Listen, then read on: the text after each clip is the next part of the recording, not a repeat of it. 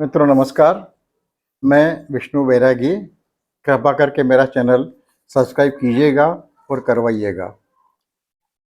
मैंने कुछ दिनों पहले 2 वीडियो दिए थे, कांग्रेस क्या करे। उसमें कांग्रेसियों के लिए कुछ बात की थी। तो मान लो मधुमक्खी के छत्ते को मैंने हाथ लगा दिया हो, रतलाम के कांग्रेसियों ने मेरी खटिया खड़ी कर दी। उन्होंने पूछा हम क्या करें, आप बताओ, आप बड़े उपदेश दे रहे हो, हम क्या करें। उनको तो मैंने बताया जो बताया, उन्हें संतुष्ट करके भेजने की कोशिश की। और मुझे अच्छा लगा कि उन्हें मेरी बात ठीक ठीक लगी और उन्हें लगा कि जो मैं कह रहा हूँ उस पर अमल करने पे उनका भला होगा। अभी जैसा कि मैं पहले भी मैंने कहा था, और मेरे एक वीडियो पर एक टिप्पणी भी आई थी हरनाम सिंह जी की, कि कांग्रेस केवल चुनावी पार्टी बन के रह गई है। कांग्रेस के कार्यकर्ताओं के पास में चुनाव के अलावा कोई भी काम नहीं है और वो खाली हाथ बैठे हुए हैं। मुझे लगता है कि बेकारों की सबसे बड़ी फौज अभी कांग्रेस में है। राष्ट्रीय स्तर के जितने राजनीतिक दल हैं उनके सारे कार्यकर्ता इतनी फुर्सत में नहीं होंगे जितने कांग्रेस के कार्यकर्ता हैं, क्योंकि कांग्रेस के पास अपने कार्यकर्ताओं के लिए कोई कार्यक्रम नहीं है। अभी उनके पास जब भी कोई काम आता है तो केवल चुनाव का ही काम आता है। किंतु कांग्रेस के ये बेकार दूसरे सामान्य बेकारों की तरह नहीं है, बेरोजगारों की तरह नहीं है। ये एकदम अलग बेकार लोग हैं। ये ऐसे बेकार हैं जो व्यस्त होने के लिए अपनी जेब से पैसा लगाने को तैयार हैं।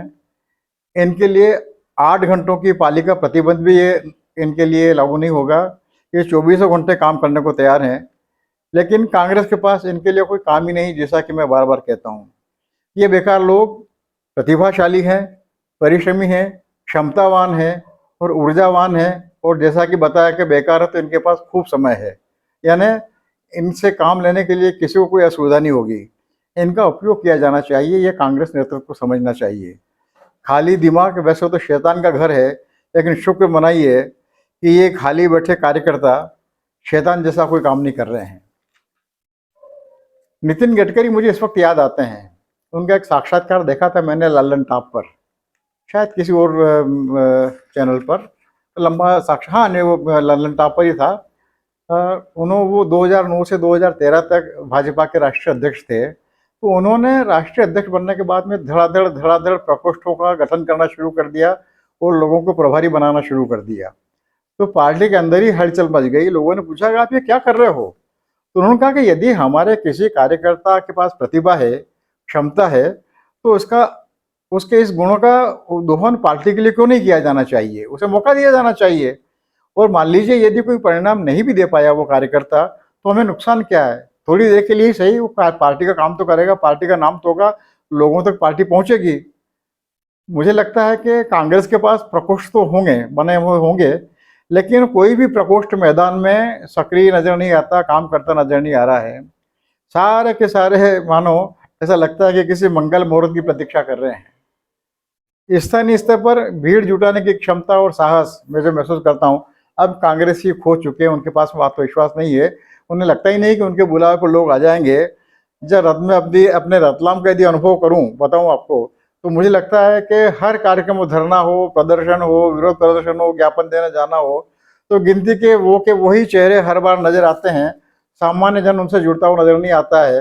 वो जुलूस की शक्ल में सड़कों पर निकलते हैं तो लोग उन्हें अजूबे की तरह देखते हैं या फिर निरपेक्ष भाव से देखते रहते हैं, उनसे कोई जुड़ता नहीं है जनता की। इसलिए मेरा मानना है कि जैसा कि मैंने पहले भी कहा कि जनता से जुड़ना, इसकी शुरुआत करना कांग्रेस का पहला काम होना चाहिए।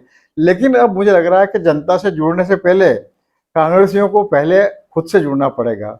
अपने कस्बे में, अपने शहर में, अपने गांव में जितने कांग्रेसी हैं उन सबको जोड़ने की पहल इन्हें करनी पड़ेगी।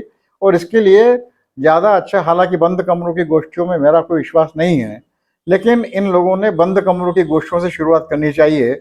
और ख़ास करके जिन विषयों को लेकर कांग्रेस को घेरा जाता है, जवाब मांगा जाता है और कांग्रेसियों के पास कोई जवाब नहीं होता है क्योंकि उन्हें कोई जानकारी नहीं है, उन विषयों पर कांग्रेसियों द्वारा कांग्रेसियों के लिए गोष्ठियाँ की जानी चाहिए। जैसे भगत सिंह की फांसी के वक्त पर गांधी क्यों चुप थे, जैसे नेहरू और पटेल के संबंध कैसे थे, दोनों को प्रतिद्वंदी बताया जाता है। जैसे गांधी और सुभाष चंद्र बोस के रिश्तों को लेकर भी बड़ी आलोचना होती है। कहा जाता है कि सुभाष चंद्र बोस को मौका नहीं दिया, उनसे नेतृत्व छीन लिया गया। जैसे कि पटेल की शव यात्रा में नेहरू शरीक हुए कि नहीं हुए, जैसे कि भगत सिंह से मिलने के लिए कांग्रेस को कोई नेता गया कि नहीं गया। ऐसे अनेक विषय हैं जिन पर कांग्रेसियों के पास कोई जवाब नहीं है, और जवाब उनके पास हो भी कैसे, उन्हें जानकारी नहीं है। तो इसलिए कांग्रेसियों को शिक्षित करने के लिए और इन्हें विवादास्पद मुद्दों पर जिन पर उनसे जनता के बीच में जवाब मांगा जाता है, उन तथ्यों से समृद्ध करने के लिए कांग्रेसियों को कांग्रेसियों से जोड़ने की कोशिश की जानी चाहिए। ऐसा अभियान चलाना चाहिए। ये गोष्ठियां कांग्रेसियों द्वारा कांग्रेसियों के लिए आयोजित हों, जन सामान्य के लिए नहीं हो, ताकि कोई अप्रिय स्थिति बनने की आशंका नहीं हो। जैसे मैं आपसे कहूं, अभी लेटरल एंट्री को लेकर बहुत पूरे देश में हंगामा है। लेकिन जब मैंने बात की लोगों से, मुझे मिलने के लिए आए, उनसे भी पूछा, जब मुझे थोड़ा बहुत बाहर जाना पड़ा तो मैंने भी पूछा, लगभग 80% से अधिक कांग्रेसियों को लेटरल एंट्री के बारे में कोई जानकारी नहीं है। और जन सामान्य का प्रतिशत तो आप मान लीजिए 99% है कि उन्हें लेटरल एंट्री के बारे में कोई जानकारी नहीं है। तो मैं सोचता हूँ कि लेटरल एंट्री के बारे में ही जानकारी देने से कांग्रेस अपनी शुरुआत कर सकती है। गांव-गांव में कांग्रेसियों को इसके लिए शिक्षित किया जाए, उन्हें तथ्यों से लैस किया जाए। और शुरुआत यदि करेंगे लोग, तो शुरुआत करेंगे तो खुद ब खुद आगे की सूझती जाएगी। खाली हाथों को काम देने की शुरुआत कांग्रेस को घर से करनी चाहिए। इस देश की बेरोजगारी के बारे में जरूर सोचें, लेकिन खाली हाथों को काम देने की शुरुआत घर से की जानी चाहिए, क्योंकि कहा जाता है कि हर कोई अच्छी शुरुआत घर से की जानी चाहिए। और अच्छे काम की शुरुआत के लिए हर पल मंगल मुहूर्त होता है। शुरू करेंगे तो चलेंगे, और चलेंगे तो ही आगे बढ़ेंगे, और आगे बढ़ेंगे तो ही मुकाम पर पहुंचेंगे। मैं उम्मीद करता हूं कि आज का एक छोटा सा सुझाव कांग्रेसियों को शायद ठीक लगेगा, और आपको भी ठीक लगेगा। आपको आज का वीडियो कैसा लगा जरूर बताने की कृपा कीजिएगा। बहुत बहुत धन्यवाद। नमस्कार। सदैव की तरह आपका कृपाकांक्षी, मैं विष्णु बैरागी।